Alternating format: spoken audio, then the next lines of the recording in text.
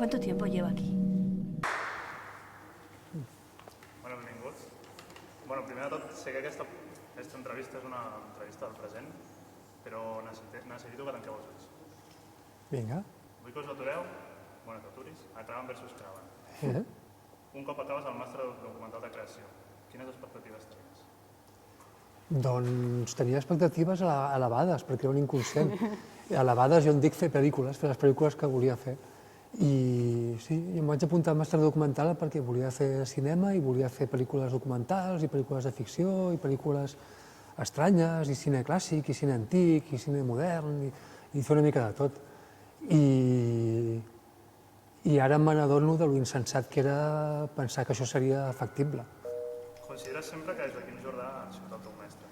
Sí. De quina forma ha marcat la teva obra i, sobretot, la nova pel·lícula? Sí, és que se'l troba a faltar, el Joaquim.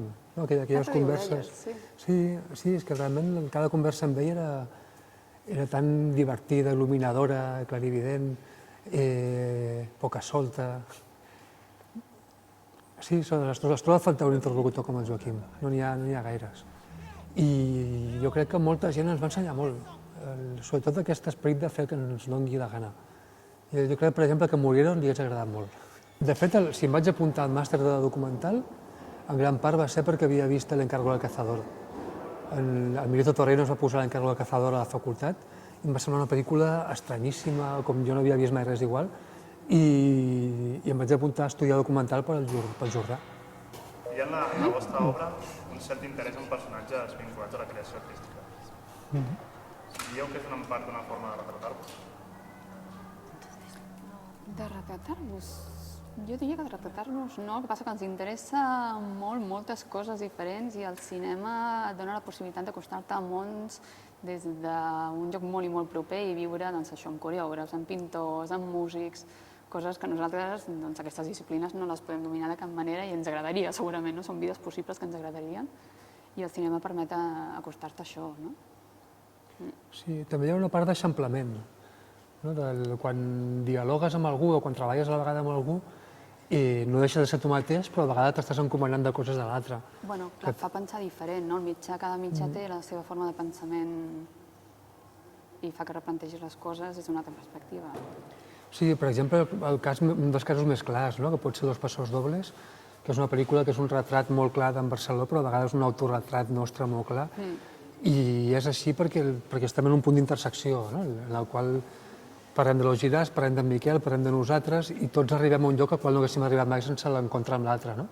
O ara, treballant amb arquitectes, estem arribant a llocs en els quals per nosaltres sols no haguéssim arribat mai. I és com si és un eixamplament de la personalitat. Hola, t'hem trobat molt a faltar. El Gabriel. Gabriel. De veritat te'n recordes a mi? Toi, ça te pose aucun problème, toi, de laisser Anna avec un inconnu? És que potser la propera de Pell sigui la pel·lícula més semblant a Los Condenados, són comparables.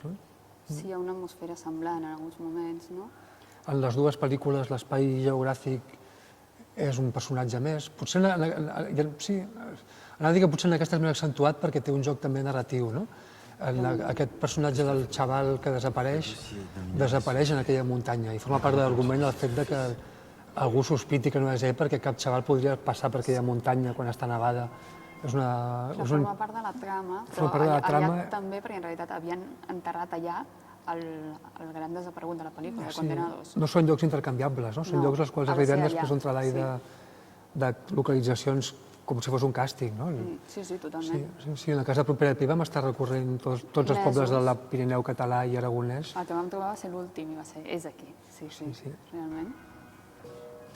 Fa més, sí. El vam escriure el 2004. 2004 vam escriure, 2006 li vam oferir a l'Emma. Li vam oferir a l'Emma Suárez. I des de llavors que ella és la nostra còmplice. I llavors tot aquest temps hem estat... Des de 2006. Amb l'Emma, sí. Llavors és una pel·lícula que hem anat reescrivint en moltes versions, mentre buscàvem finançament, localitzàvem... Se van acabant altres projectes que anaven sortint, sí. Sí, encara recordo la productora de Los Pasos Dobles, la Luisa Macienzo, demanant-li permís a Oriol Maimó per fer Los Pasos Dobles sense que interferís amb la propera Pell. I mira... Han passat uns quants anys. Han passat uns quants anys, sí. Doncs és una pel·lícula en la que era molt important el càsting perquè són personatges que estan mentint, autoenganyant-se i a vegades no saben molt bé què és el que està succeint al seu voltant. Per tant, volíem treballar en diferents capes d'interpretació i em semblava molt important que no hi hagués aquests moments en els quals sembla que un actor està actuant malament i el que està fent és mentir de forma xapussera com a personatge, no? Llavors, explica-ho tu. Sí, havien de ser molt grans, els actors. No, amb l'Emma vam pensar des de l'inici, el guió està escrit per ella. I l'Àlex va sorgir en el procés, perquè clar, devia tenir 10 anys quan vam escriure el guió. I no teníem personatge protagonista. La primera versió de guió. Clar, sí. I que hagi sortit tard la pel·lícula és una sort perquè l'Àlex ha tingut temps de créixer. I en Sergi es va imposar força ràpidament també, no? Sí, el Bruno Todeschini és un actor que admiràvem molt per les pel·lícules de Patricia Go i sobretot en Couple Parfait del Tsuba. I el Sergi López és un actor que ens fascina tant al teatre com al cine. Ens agrada molt poder mostrar aquest costat fràgil del senglar. El Sergi deia, amb ell parlàvem que el seu personatge és com un senglar, però de cop i volta li comencen a aparèixer les esquerdes. Clar, el Sergi fràgil, amb aquesta potència física que té, és tremendo, perquè clar, de cop se't desmunta aquest personatge tan dur i és molt emocionant, molt més que algú d'aparença fràgil, no? Que se't desmunti una bèstia és espectacular. Sí, llavors era potser el més complicat era trobar 4 actors que fossin grans actors però que a vegades fossin tan bones persones com per treballar de la forma que hem treballat, que tinguessin la paciència suficient per aguantar-nos durant tantes setmanes i mesos previs al rodatge. Hem fet molta feina amb ells, de feina de taula, feina d'escriptori, de canviar aquesta paraula per aquesta altra, de qüestionament, de jo per què dic aquesta paraula i no aquesta altra.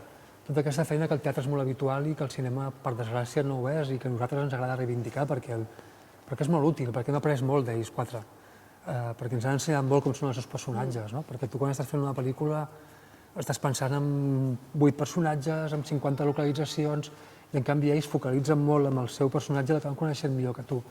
I llavors tota aquesta part generosa que ens han aportat ha estat molt, molt valuosa, els estem molt, molt agraïts. Que hi ha d'adaptar-se una forma de treballar... Clar, nosaltres reescrivim contínuament, reescrivim en rodatge. Recordo, hi ha una seqüència que la vam escriure allà mateix al set, una seqüència en francès, que els hi vam donar a Bruno i a l'Àlex perquè s'aprenguessin al moment. Clar, aquesta forma de treballar la van acceptar molt bé i la van disfrutar, però clar, no és fàcil tampoc. Sí, quan deixes... Clar, sobretot en una pel·lícula com aquesta, que és tan estructurada i tan cal·ligràfica, però en canvi una cal·ligrafia molt pautada i quasi de metrònom, en canvi ens agrada que respiri, que tingui forats, no? I llavors aconseguir que un equip tècnic i artístic puguin treballar així no és fàcil. I tant els actors com l'equip tècnic ho han portat molt bé.